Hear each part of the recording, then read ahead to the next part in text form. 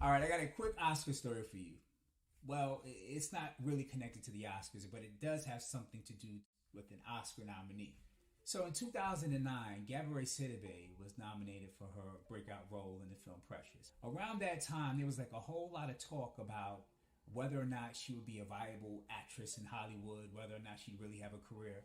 But in particular, Howard Stern made some very like offensive comments about her size, saying that she would never be a leading lady in Hollywood and that everyone was setting her up for a fall.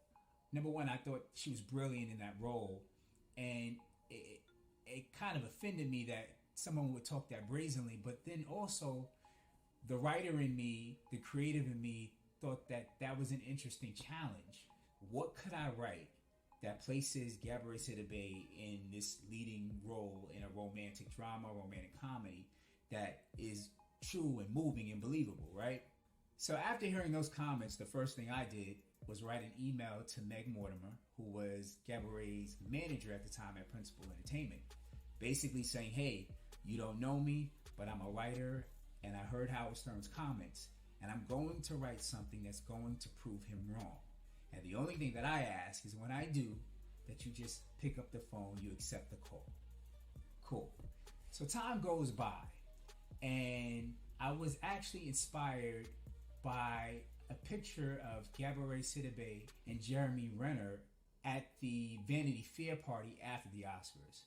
And when I saw that picture, I was like, wait, there's a story. That's my story. So I have the picture, but now I need an actual story. And it took a little while, but eventually it hit. I'm sitting in my office at Law & Order SVU, where I was the art department assistant at the time. And I'm listening to Alicia Keys' song Unthinkable. And because I write to music, it just clicked. And it just downloaded. The story downloaded into me. And it did it in such a way that I was just like overcome with emotion. Like I knew that there was something special about this story. And from that, I wrote the script Objects in Motion, which is about a wealthy white Wall Street dude who falls for a plus-size soul food waitress from Harlem. So it took 7 or 8 months for me to complete the script. But when I was done, I knew that I had accomplished what I set out to accomplish, which was I wrote a hell of a script that is a romantic drama that was designed for Gabourey Sidibe, that is real and it's believable and it's raw. It's indie. It's, you know, for me, I'm like, yes, this is it.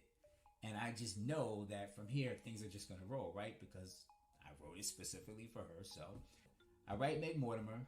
She's no longer at Principal Entertainment at the time. And Jill Kaplan had stepped in as Gabourey's representation.